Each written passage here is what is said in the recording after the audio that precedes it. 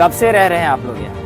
हम कह तो हमारी उम्र कम से कम इस समय 55 साल की है, क्योंकि पहले हमारे दादा दादी गुजर गए, फिर एक बाद बाम दादी गुजर गए। अब 55 साल के हम हैं, मतलब इतना जो लेंगे कई 100 साल हो गए। आप इसी सरकारी भूमि में कम से कम 50 साल से अधिक से रह रहे हैं? और ज्यादा, और ज्यादा से? बहुत ज्यादा, कम से कम तो 250-300 आपको आवास मिला है? आवास मिला।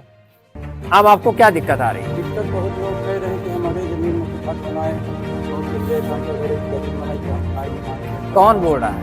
जिसमें अरुण पांडे मेरा नोटिस दी है? नोटिस। क्या नाम है आपका? हमारा नाम नीलम साकिब है। कब से आप लोग यहाँ रह रहे हैं? हमारे ससुर लोग यहाँ से, हमारे बाबा ससुर के बाप लोग भी यहाँ रह चुके हैं। मतलब यहाँ से पुश्तैनिक हमारी लोग की जमीन है। आप लोगों को आवास मिला है? हम लोग कहाँ आवास मिला है, रिजेक्ट करवा देते हैं। 2-3 लोगों को मिला भी है परिवार। कौन रिजेक्ट कराता है? यहाँ के पार्षद जो हैं, पार्षद लोग कभी चाहे ही नहीं कि आवास मिले।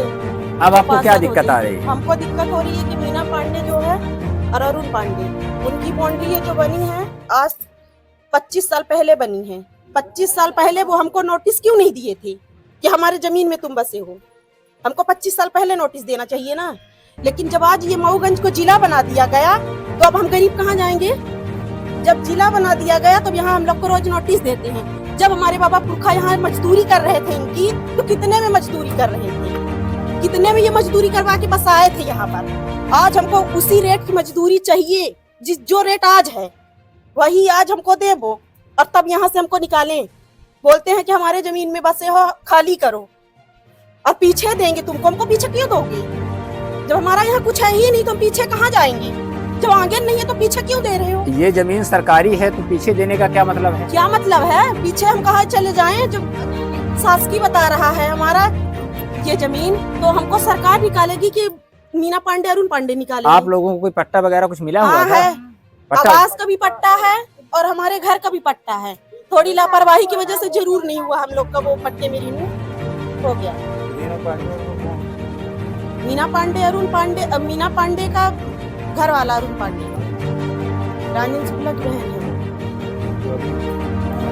हाँ, ढेरा के हैं। एक सरकारी जानकारी के मुताबिक पटवारी के द्वारा उसे किसी अन्य के नाम में नामांतरण कर दिया गया है या खसरे में सुधार किया गया है। ये पूरा मामला क्या है?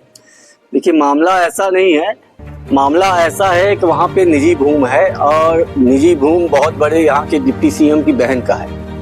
तो उन्होंने क्या किया है कि अपनी निजी भूमि में सरकारी भूमि को समाहित करा लिया।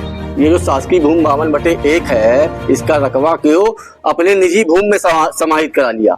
और उन हरिजन आदिवासी जो बसे हैं उस सरकारी भूमि में, जिनको सरकार ने पट्टा दिया हुआ है, उस भूमि को अपनी निजी भूमि में समाहित करा लिया और उसकी अवैध प्लाटिंग करके अब बिक्री कर रहे हैं। ये मामला है। क्या हरिजन आदिवासी अभी वहाँ पर हैं? बिल्कुल, उनके घर बने हुए हैं। सरकार ने उनको पट्टा दिया है बकायदे, और इस शर्त के साथ पट्टा दिया है कि आप इसको आवास बना के इसमें रहोगे। पीएम आवास का पैसा दिया है और इसको छोड़ोगे नहीं, इसका कब्जा, इस शर्त के साथ पट्टा दिया है। और उस जमीन को इन्होंने अपने निजी भूमि में समाहित करा लिया।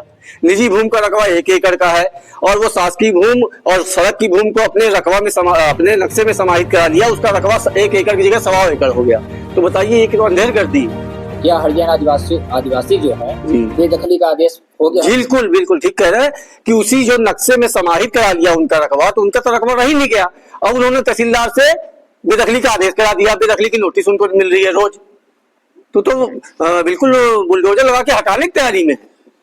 जानकारी के मुताबिक उस जमीन में 2 सड़क जी। तो क्या वो सड़क वहाँ है? बिल्कुल। एक भूमि नंबर उसका 133/3/3 है। उसमें 2 तरफ से रास्ते गए। एक तो बड़ाव रोड जो कलेक्ट्रेट को रोड जाती है, वो उसी रोड में निकली है निजी भूमि से। एक रोड बस्ती को जाती है करीब 200 मीटर अंदर तक, वो भी उसी भूमि में समाहित है। उसी 133/3 का ही अंश है। तो सड़क जो था खसरे में कुछ वर्षों पूर्व तक सड़क दर्ज थी, अब उसको सड़क को भी उस खसरे से विलोपित करा दिया गया। शासन की भूमि को उर्द खुर्द करने में सबसे ज्यादा भूमिका किसकी? सबसे ज्यादा बड़ी भूमिका यहाँ की राजस्व अधिकारियों की। उन्होंने ये किया है। उनको पूरी जानकारी है कि जब उनको नहीं मालूम है, जब जमीन का नक्शा बना रहे थे, जब जमीन का सीमांकन कर रहे थे, तो खसरा देखना चाहिए कि खसरे में कितना रकबा है। खसरे के आधार पर नक्शे में कार्रवाई होनी चाहिए। तो उन्होंने खसरा देखा ही नहीं, केवल मौके पे देख के उनका शासकीय भूमि को भी नक्शे का उनके अंदर समाहित कर तरमीम कर दिया। मतलब जो उनकी जमीन 1 एकड़ थी जी। उसमें आपके मुताबिक रास्ता भी था, 2 तरफ से रास्ता है, रास्ते में भी जमीन गई होगी। बिल्कुल गई है। इसके बाद भी सरकारी जमीन को उस जमीन में विलोपित कर दिया, हाँ, समाहित कर दिया, समाहित कर दिया, समाहित कर दिया और इसके बाद जो हरियाण आदिवासी बसे हुए हैं उनको वहां से बेदखली का आदेश कर दिया है। और इतना नहीं, अब उस जमीन को 15 लाख रुपए प्रति डिसमिल की दर से वहां प्लाटिंग की जा रही है, अवैध प्लाटिंग। अब सोचिए कि यहाँ अवैध प्लाटिंग कुछ दिनों पूर्व हुई थी, तो यही सीएमओ साहब ने 2500 FIR कराया है। एक बाप यदि अपनी बच्ची के लिए एक तो प्लाट बेच दिया तो उसके ऊपर FIR हो गई है, और ये इतना बड़ा मामला है, आपके निगाह में नहीं है। मान लीजिए प्रदेश के मुख्यमंत्री से बहुत जुड़ा मामला है, तो भाई उनके प्रशासन ने आंख बंद कर ली अपने। अब कहाँ गया शासन प्रशासन? इनके मंत्री कहते हैं कि अवैध प्लाटिंग नहीं होनी चाहिए, कलेक्टर साहब के नाक के नीचे अवैध प्लाटिंग हो रही है। मतलब आपका कहना है कि राजनीतिक दखल इसमें सम्मिलित, बिल्कुल सम्मिलित ना होता तो सवाल ही नहीं उठता इतना बड़ा घोटाला होने का।